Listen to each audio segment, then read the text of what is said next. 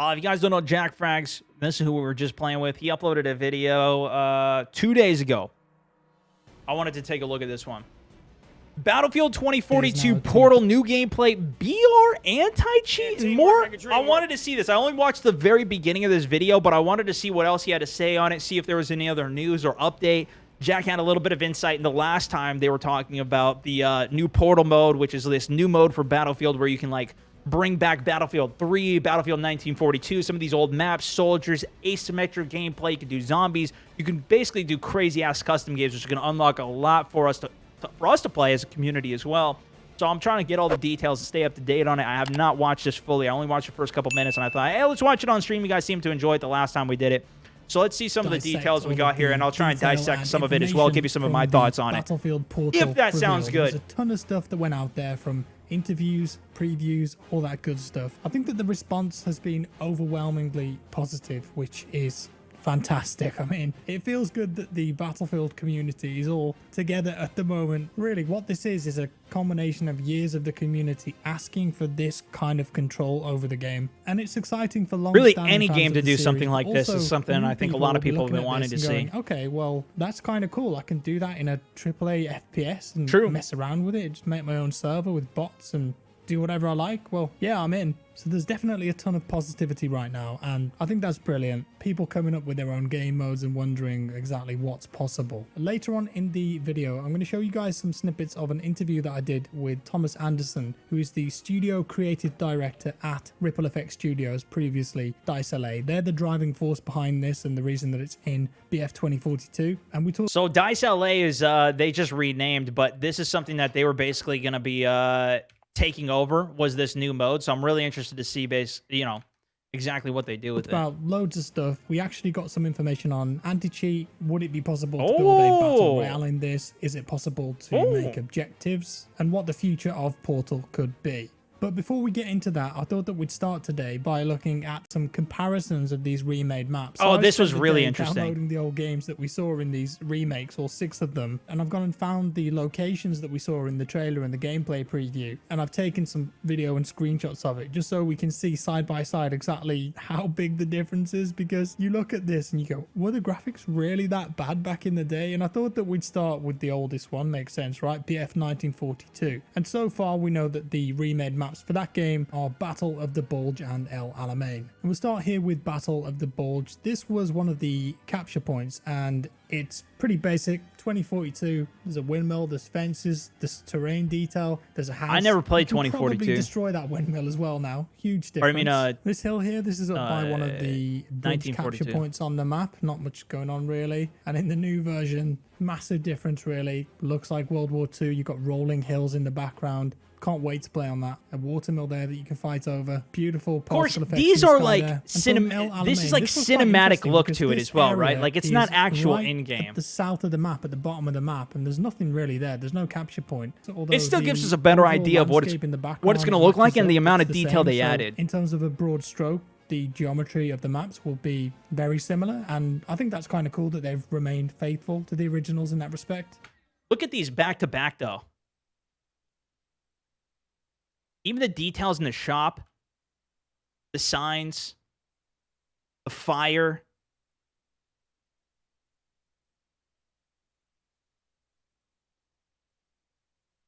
It was pretty good, though. Even the lamppost, the lighting, the shadows on the wood there. What would be your #1 map to be remade for Portal? What would be the #1 map to be remade? I feel like Wake Island always is a map that comes back, and that's a lot of fun, and it's a beautiful one to look at. Firestorm is always a pretty good one as well. Davidan Peak. Davidan Peak, bring back. That map, especially on Rush, when you got the little bird and you're kind of controlling it, and then you push up, you get past that, and you go for the cliff dive there. I know they're going to have something that's kind of like that on one of the new maps, but I feel like that would be such a good one to bring back. Moving on, a couple days ago, I got to interview Thomas Anderson, who is the studio creative director at Ripple Effect Studios. Thomas has been at DICE from the start, and he teamed up with a group of friends in Sweden to create DICE as a company in the early 90s. So he's one of the DICE OGs, and then he moved to LA to work with DICE LA. They helped create content for previous Battlefield games. They were really important with the BF4 CTE as well. They really led that project and turned BF4 around completely. And now that studio is rebranded to Ripple Effect. And as I mentioned earlier, they're taking the reins with Portal. Could you theoretically make a Battle Royale mode in this version of Portal? So no, that's not something that we can. I don't want people to have the illusion that you can. So I don't want to overpromise those things. Again, we'll keep monitoring, see what people want to create. But there's plenty of kind of infrastructure around Battle Royales that we're not supporting for launch. That's good for them to just focus on the multiplayer aspect. And I know a lot of people on Warzone and on those games. Obviously, I play a lot of Battle Royales in general. Want to see something like that on it. That's what a lot of speculation was. They already said that there's not going to be Battle Royale on this. The fact that they're saying that even in the custom version of it, you're not going to be able to create it.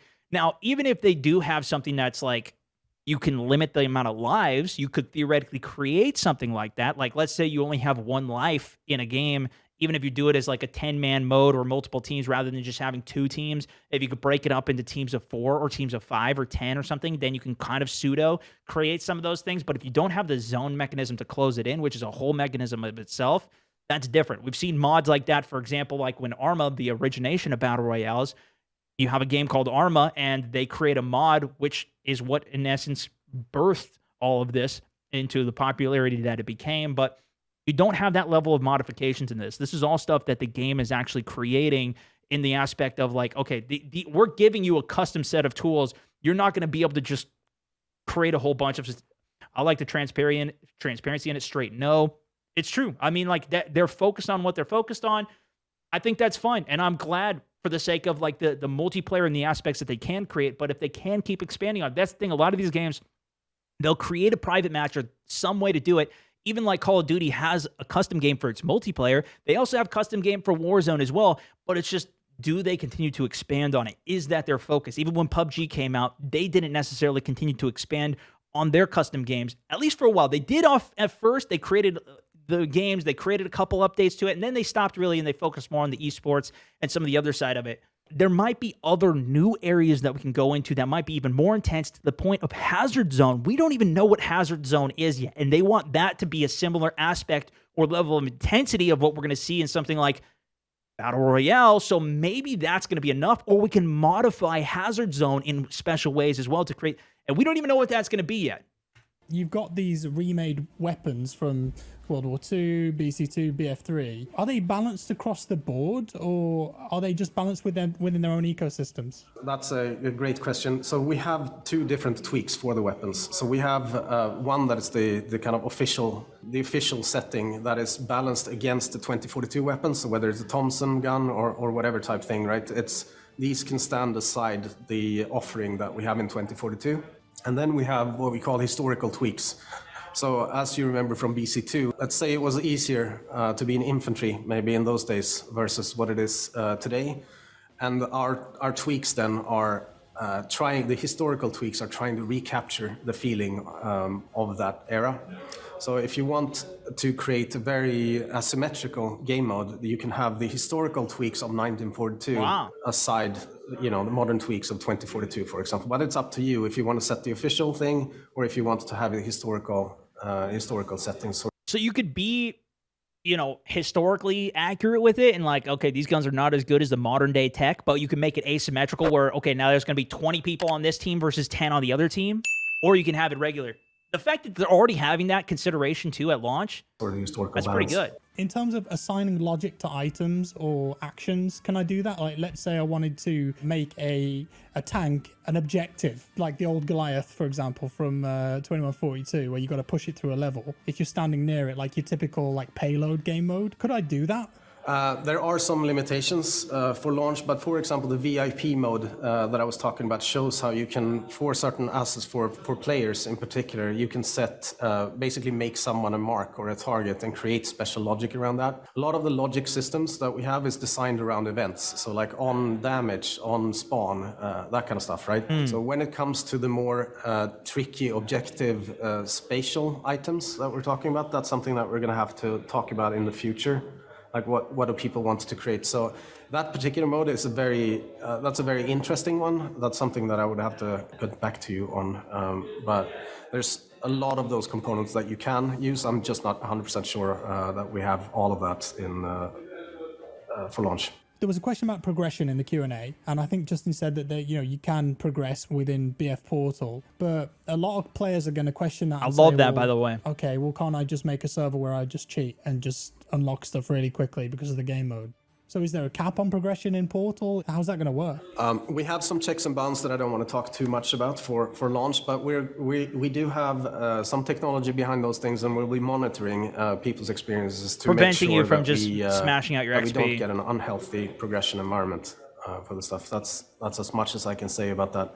I think when it comes to the months leading up to launch, we're going to talk a lot more about anti-cheat, progression, that kind of stuff. I don't know if you can answer this, but will Hazard Zone be part of Portal? So this is what we were just talking about. We'll talk more about Hazard Zone in particular later on, but Hazard Zone at launch will not be part of Portal. Like you don't set up your own Hazard Zone. It's just going to keep growing. The toy box is going to keep growing, and the possibilities are going to keep growing. So you can't have Hazard Zone in Portal. Yeah.